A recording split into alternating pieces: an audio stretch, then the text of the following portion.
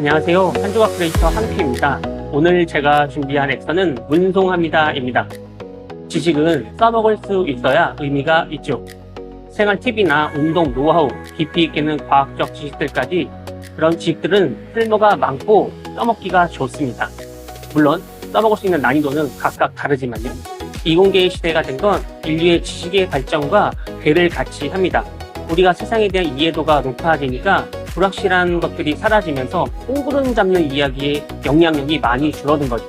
그것보다는 바로 실생활에 쓸모있고 답이 예측되는 그런 지식들이 각광을 받는 시대가 되었습니다. 인문학적 지식들은 들을 때는 그럴듯하고 멋있는데 막상 듣고 뒤돌아서면 이걸 어디다 써야 될지 막막한 경우가 많아요. 그것을 실생활에 적용하기까지 너무 많은 시간이 필요하기도 하고 개인차도 심하기 때문이죠. 앞에서 말씀드렸다시피 인류가 세상을 이해하는 깊이가 높아지면서 불안한 세계를 해석하는 신념이나 가치관의 중요도가 매우 낮아졌습니다. 이제는 마음의 위안을 주거나 직접 쾌락 정도의 역할 이상을 기대하지 않는 것 같아요. 그래서인지 전혀 과학의 영역이 아님에도 불구하고 과학적 방법론과 용어를 써가면서 억지로 과학으로 포장하는 인문사회학 지식들이 많아지고 있는 것 같아요. 그래야 그 지식이 쓸모있고 유용하다는 것을 설득해서 팔아먹을 수 있으니까요. 예전에 시크릿이라는 책이 유행했던 적이 있죠. 그 책에 보면 양자 역학을 자신의 논리를 논증하는 근거로 쓰고 있는데요. 제가 과학적 지식이 불충분할 때는 그 논거가 상당히 그럴듯하다고 느껴졌는데 나중에 보니 정말 엉터리였던 거죠. 제 생각에는 굳이 과학으로 포장하지 않아도 인문학적 지식들은 여전히 유용하고 쓸모가 있습니다. 그리고 그것은 삶을 통해 증명해내야 되는 거지 증명된 결과로 예측하고 가는 게 아니라고 생각해요. 여전히 세상은 불확실합니다. 특히 우리가 앞으로 개척해 나아가야 할 미래는 당연히 불확실할 수밖에 없고요. 그다음 불확실함을 뚫고 가기 위해서는 여전히 인문학적 지식과 상상력이 중요합니다. 아는 것만으로는 부족하니까요. 우리의 삶은 여러 인과관계와 상관관계가 얼핏설핏 섞여 있기 때문에 매우 복잡합니다. 분명한 인과관계, 분명한 상관관계를 장기적으로 놓고 보면 알기가 어려워요.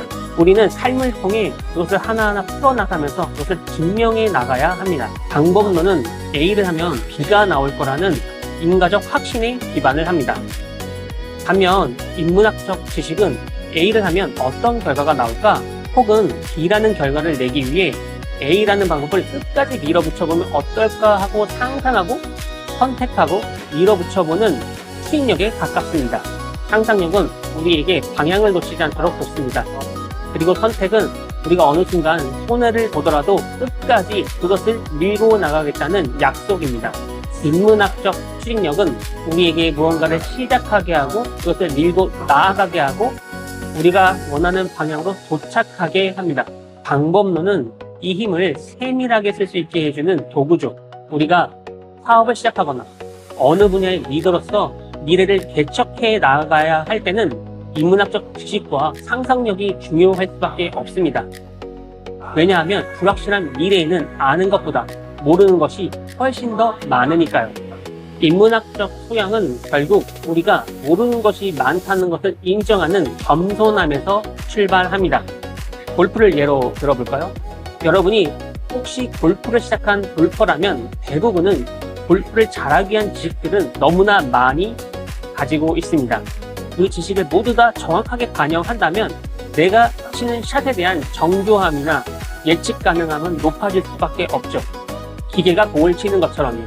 하지만 보통의 골퍼는 그런 지식이 없어서 골프를 못 치는 게 아닙니다. 그런 지식을 실제로 적용하기가 어렵기 때문이죠. 그런 것들이 실제로 적용되기 위해서는 많은 연습과 노력, 실패를 동반할 수밖에 없는데요. 결국 어떤 목적지에 도달하기 위해서는 긴 시간 그것을 함께 해야 하는데 그러기 위한 추진력이 바로 인문학적 지식과 상상력이라는 겁니다.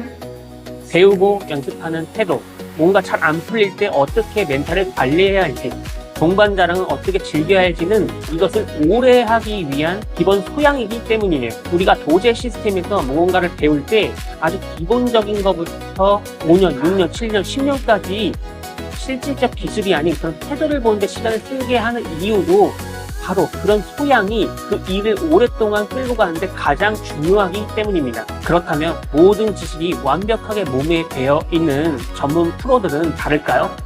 아닙니다. 그들도 마찬가지예요.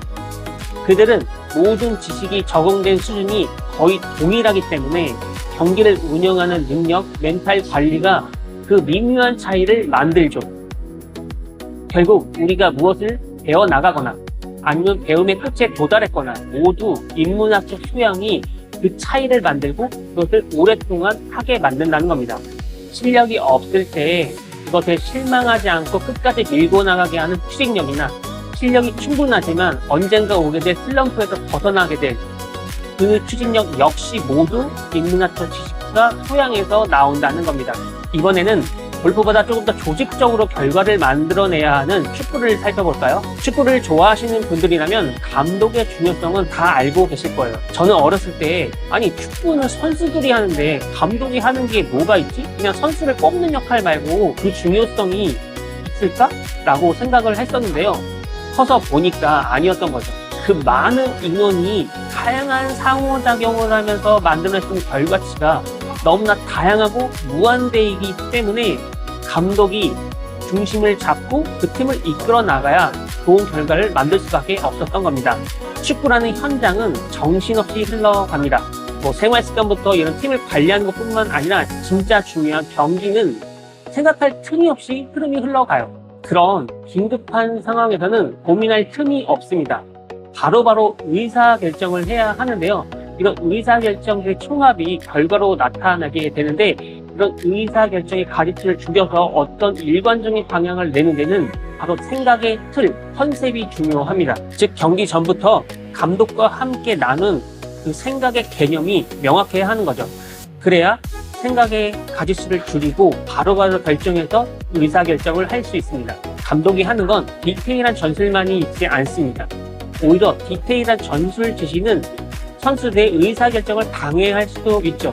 정말 중요한 건 그런 의사결정을 스스로 해낼 수 있고 그 스스로 해낸 의사결정이 전체의 컨셉과 부합할 수 있는 생각의 스타일을 통일화하는 거죠. 골프와 축구같이 운동을 주로 예로 들었던 이유는요. 운동은 뭔가를 잘하는 방법이 그렇게 어렵지는 않습니다. 방법론도 대부분 정립되어 있고요. 그것을 연습을 많이 해서 내 걸로 습득하면 잘할 수 있어요. 이렇게 한 발짝 떨어져서 바라볼 수 있는 이론은 명확하지만 실제 경기에 들어가게 되면 그 현장감과 복잡한 상호작용 때문에 결과를 예측할 수가 없습니다. 그런 불확실한 상황에서는 멘탈이라 불리는 인문학적 소양, 인문학적 제시, 인문학적 상상력이 중요한 차이를 만듭니다. 자, 지금까지는 인문학이 왜 중요한지를 말씀드렸어요.